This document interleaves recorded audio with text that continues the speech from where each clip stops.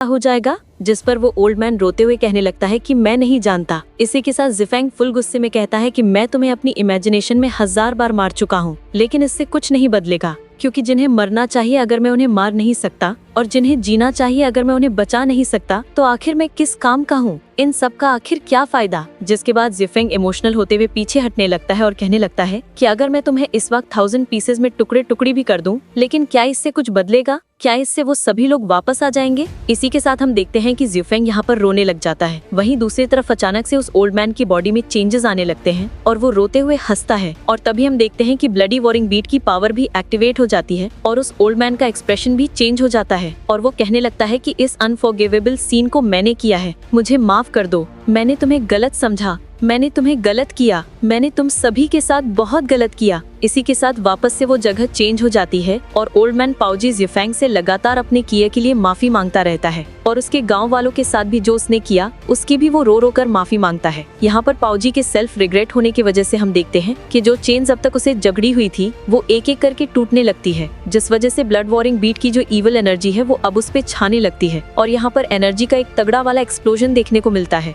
Old man पाओजी की आंखें भी चेंज हो जाती है और उसकी बॉडी से इतनी तेज एनर्जी निकलती है जो कि सीधा आसमान से जा टकराती है और हम देखते हैं कि धीरे धीरे उसके बॉडी से उसका कंट्रोल पूरी तरीके से उठ चुका था और हम देखते हैं कि वो अब भी अपनी लड़खड़ाती हुई आवाज में जिफेंग से कहता है कि चले जाओ यहाँ से चले जाओ, वरना तुम मारे जाओगे, मैं अब इसे और सप्रेस नहीं कर सकता। कि तभी अगले पल हम देखते हैं कि उस ओल्ड मैन के पीछे उस इवल कर्मा की सारी पावर गैदर हो जाती है और एक जाइंट से डेमन का फिगर लेने लगती है और फिर हमें बताया जाता है कि ये बंदा और कोई नहीं बल्कि इस वर्ल्ड की जितने भी इवलनेस और जितने भी सिंस हैं उन सभी का मैनिफेस्टेशन है। और फिर वो बताने लगता है कि अब मैं पूरी तरीके से आजाद हो चुका हूँ। यहाँ पर हम देखते हैं कि जिफेंग उस बंदे को देखते साथ ही अपने वेपन के साथ तेजी से हवा में जंप करते हुए उस पर अटैक करने जाता है, लेकिन सिंगल हैंड से ही वो बंदा जिफेंग को घुमा के एक लगाता है और वो जमीन पे जा गिरता है। इसी के साथ ही यहाँ पर वो मैनिफेस्टेशन कहने लगता है कि तुम लोग कितने ज्यादा बेवकूफ हो, क्योंकि द सी ऑफ इवलनेस की कोई बाउंड्री नहीं है, लेकिन तुम लोग जैसे कुछ बेवकूफ होते हैं जो कि ये सोचते हैं कि वो अपनी स्टूपिड बॉडी से हमें सप्रेस कर सकते हैं।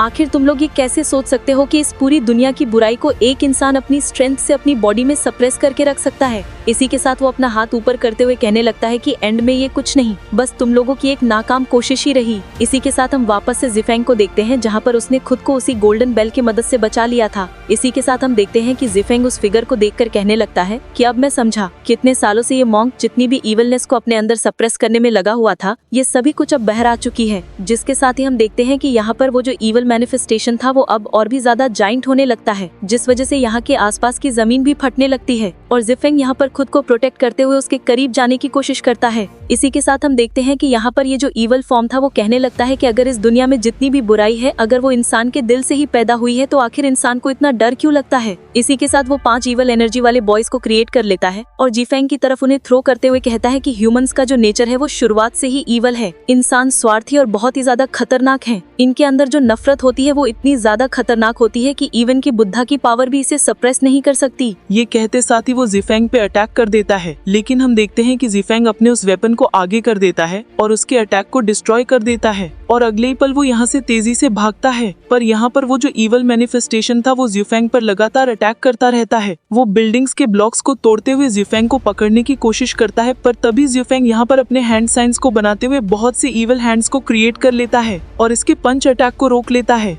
फिर तेजी से अब इस इवल मैनिफेस्टेशन की तरफ बढ़ता है ताकि वो इस पे एक बहुत ही स्ट्रॉन्ग अटैक करके इसे कुछ देर के लिए सप्रेस कर पाए, ताकि इस बीच उसे इसे पूरी तरीके से मिटाने का रास्ता मिल जाए। यहाँ पर हम देखते हैं कि जिफेंग लगातार हवा में डच करते हुए उस इवल मैनिफेस्टेशन के करीब जाने लगता है, लेकिन ये भी कम नहीं था, वो लगातार जिफेंग पर वार करता रहता है। यहाँ पर जिफेंग लगातार उस पर वार करता है, लेकिन वो बार बार उसे मार के जमीन पे पटक देता है। लेकिन जिफेंग भी जानता है कि अगर आज वो यहाँ पे हार मान जाता है तो आगे चल के ये ब्लड डिवोरिंग वीट पूरी दुनिया में कोहराम मचा के रख देगी। जैसे आज जिफेंग की जिंदगी इस चीज के चलते बर्बाद हुई है, कल को किसी और बच्चे के साथ ये चीज होगा। ये सारी बातें सोचते हुए जिफेंग दोबारा से इस पे अटैक करता है लेकिन वो वापस से ज़िफेंग को जमीन पे पटक देता है। इसी के साथ हम देखते हैं कि ज़िफेंग जैसे तैसे खुद को संभालता है, लेकिन तभी यहाँ पर उसके राइट साइड से एक जोरदार पंच करते हुए इवल मैनिफेस्टेशन ज़िफेंग को बहुत बुरी तरीके से इंजर्ड कर देता है और हम देखते हैं कि उसके रास्ते में आने वाले हर एक बिल्डिंग से वो ज़िफेंग को मारना शुरू कर देता है, जिस वजह से उसके रास्ते में आने वाली हर एक चीज डिस्ट्रॉय हो जाती है।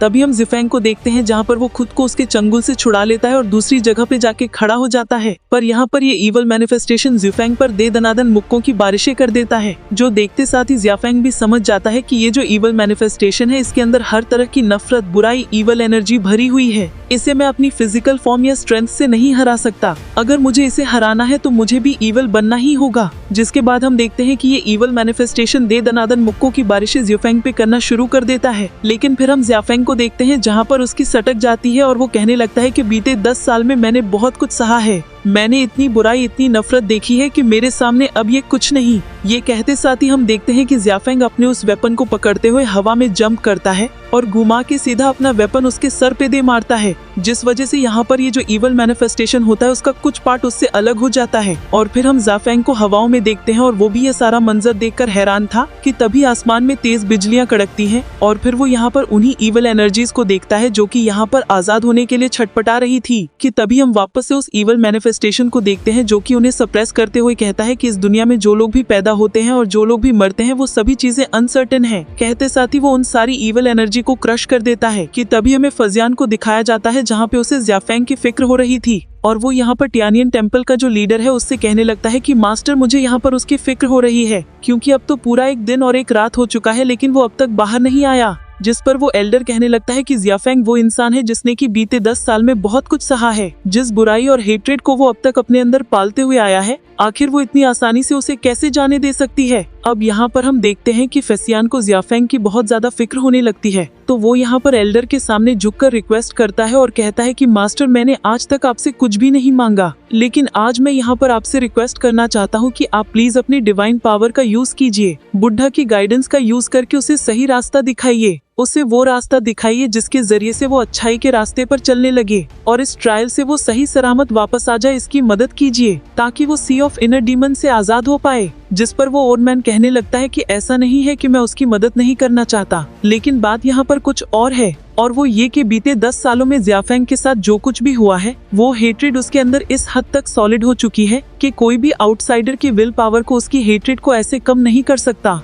और ना ही उसकी हेल्प कर सकता है। इस वक्त सिर्फ ज़िफेंग ही खुद की मदद कर सकता है। इसी के साथ हम ज़िफेंग को देखते हैं जहाँ पर वो पूरी तरीके से इविल एनर्जी के चंगुल में फंस चुका था और उसके आसपास भेड़ियों ने उसे जकड़ के रखा हुआ था। और हम उसी एल्डर को देखते हैं जो कि कहता है कि सालों पहले जो गलती पाउजी ने किया आज वो सेम मिस्टेक ज़िफेंग भी करने चला है। वो यहाँ पर कर्मा को बदलने की कोशिश कर रहा है, लेकिन उसे समझना होगा कि ह्यूमन कल्टीवेशन का कर्मा एक बहुत बड़ा हिस्सा है। पाउजी ने सालों पहले ये कोशिश की कि वो पूरी दुनिया की हेट्रेड को अपने बॉडी के अंदर स्टील करके इस दुनिया को बुराई से हमेशा हमेशा के लिए आजाद कर दे, जो कि एक बहुत ही अच्छा विचार था, लेकिन उसकी इसी ख्वाहिश ने ज़िफेंग के उस विलेज को रातों रात बर्बाद करके रख दिया। इसी के साथ हम ज़िफेंग को देखते हैं जो कि अपने मन में कहने लगता है कि मैं यहाँ से आजाद होकर रहूंगा और उसकी इस इच्छा ने मेरी पूरी जिंदगी बर्बाद करके रख दी है, जिससे कि मैं अब बदल नहीं सकता, लेकिन मैं अब और अपनी जिंदगी को बर्बाद होते हुए नहीं देख सकता। है कि ज़िफेंग ख्यालों में खुश आता है। फिर यहाँ पर अपनी बीती हुई जिंदगी के बारे में बताता है कि कैसे कैसे उसने इतनी बड़ी बड़ी चुनौतियों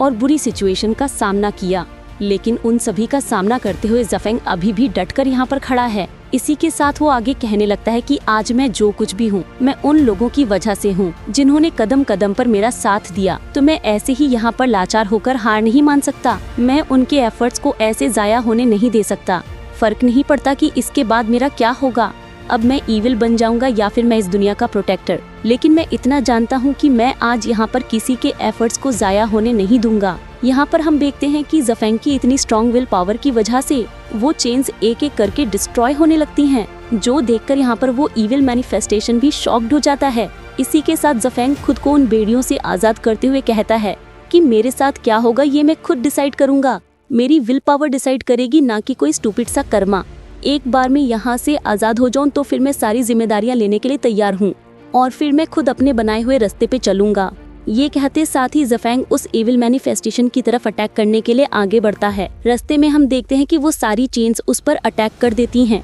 लेकिन ज़फेंग नियन टेम्पल का वो डिफेंसिव बैरियर यूज करते हुए एक एक करके उन सारी चेन्स को डिस्ट्रॉय कर देता है, जिसके बाद ज़फेंग तेजी से आगे बढ़ते हुए उस एबल मैनिफेस्टेशन के बॉडी के आर पार पहुंच जाता है, जिस वजह से उसे बहुत ज्यादा पेन होता है। और अगले ही पल ज़फेंग यहाँ पर तीनों पैथ के परमिशन का यूज करता है और इन कंबाइंड अटैक से यहाँ पर मास्टर पाउस और उस एविल मैनिफेस्टेशन दोनों को एक दूसरे से अलग कर देता है। इसी दौरान हम यहाँ पर ओल्ड मैन पाउस को देखते हैं। जैसे ही वो अपनी आंखें खोलता है तो पाउस ज़फेंग को कामयाब होता हुआ देखकर कहता है कि फाइनली बच्चे तुमने कर दिया, और वो अपनी आंखें बंद करता है। लेकिन हम ज़फेंग को देखते हैं जो कि अपने वेपन से तेजी से उसी की तरफ बढ़ता है और अगले ही पल सीन शिफ्ट होता है और हम उस मैंशन के बाहर का सीन देखते हैं, जहाँ पर जो एल्डर थे वो लगातार चैंटिंग कर रहे थे। उन्हें यहाँ पर लगातार ज़फेंग की फिक्र हो रही थी कि तभी अगले ही पल उनके हाथों में मौजूद बीट्स की वो माला पूरी तरीके से टूट जाती है, जिस वजह से वो भी हैरान होकर अपनी आंखें खोलते हैं। और तब भी फाशियान उनसे पूछने लगता है कि एल्डर आखिर क्या हुआ,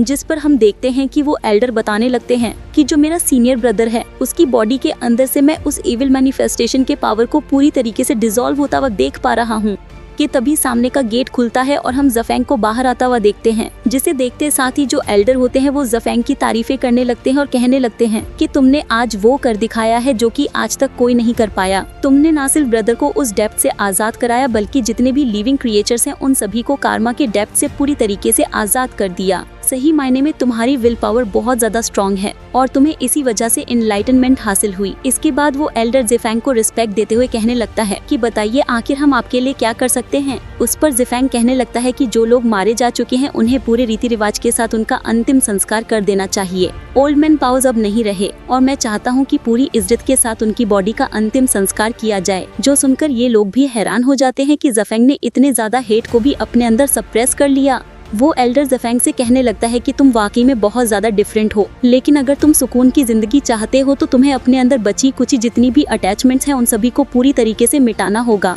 इसी दौरान हमें फ्लैशबैक का एक सीन दिखाया जाता है, जहां पर हम देखते हैं कि असल में ज़फेंग ने पाउस को नहीं मारा था, बल्कि पाउस की मौत नेचुरली हुई थी और ज़फेंग बस उसके सामने अपने वेपन को सीधा ताने हुए खड़ा था। उसके मन में बहुत से सवाल चल रहे थे, लेकिन ज़फेंग जानता है कि अगर वो भी आज अपने अंदर चल रही इस नफरत की चपेट में आकर पाउस जी की जान ले लेता है तो फिर पाउस जी और उसके बीच में फर्क क्या रहा। पाउस जी ने भी नफरत की चपेट में आकर उसके पूरे गाँव को एनहिलेट कर दिया। इसी के साथ ज़फेंग कहने लगता है कि इस मास्टर और मेरे बीच में एक बहुत ही पुराना रिश्ता रहा है। हम बस एक ही बार मिले और मैं बस इसके सामने एक बार झुका हूँ। इसी के साथ वो यहाँ से जाने लगता है और उन दोनों से कहने लगता है कि ये भले ही मेरा मास्टर है जिसने की मेरी जान बचाई, लेकिन ये मेरा सबसे बड़ा दुश्मन है जिसने की मुझे पूरी तरीके से बर्बाद करके छोड़ दिया। लेकिन ये भी सच है कि अगर ये मेरी जान नहीं बचा पाता तो आज मैं यहाँ पर खड़ा भी ना होता। इसके साथ ज़फेंग आगे बढ़ता है और कहने लगता है कि जो लोग मारे जा चुके हैं वो लोग जा चुके हैं और मैं बुद्धा का कोई डिसाइपल नहीं हूँ, इसलिए मुझे अब और यहाँ पर रुकने की जरूरत नहीं है। मैं बुद्धिज्म की जो रिकार्नेशन की वैल्यू है उसे बहुत अच्छे से जानता हूँ और मुझे पाउस जी की ये बात हैरान करती है कि मौत के अंतिम वक्त तक भी वो इस बात के लिए डिनाई करता रहा कि वो खुद को दफनाना नहीं चाहता।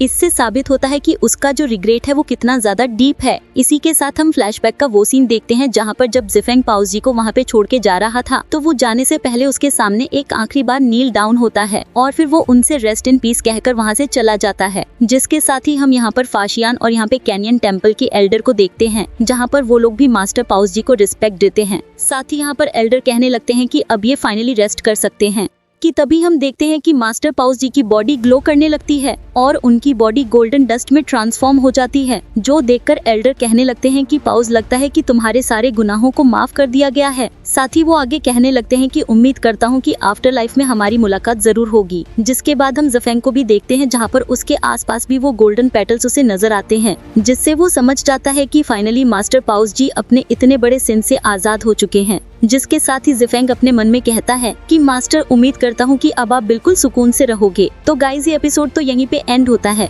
लेकिन अगर तुम्हें नेक्स्ट पार्टी चाहिए तो जल्द से जल्द उस वीडियो पे 4K लाइक्स और 400 कमेंट्स कंप्लीट कर दो और जितनी जल्दी ये टारगेट तुम पूरा कर दोगे उतनी ही जल्दी तुम्हें नेक्स्ट वीडियो देखने को मिलेगी। So that's it for today guys. I hope कि तुम सबको आज की ये वीडियो काफी ज्यादा पसंद आई होगी। अगर हाँ तो वीडियो को लाइक करना, चैनल पे नए हो तो सब्सक्राइब करना। तो मिलते हैं नेक्स्ट वीडियो में, तब तक के लिए बाय।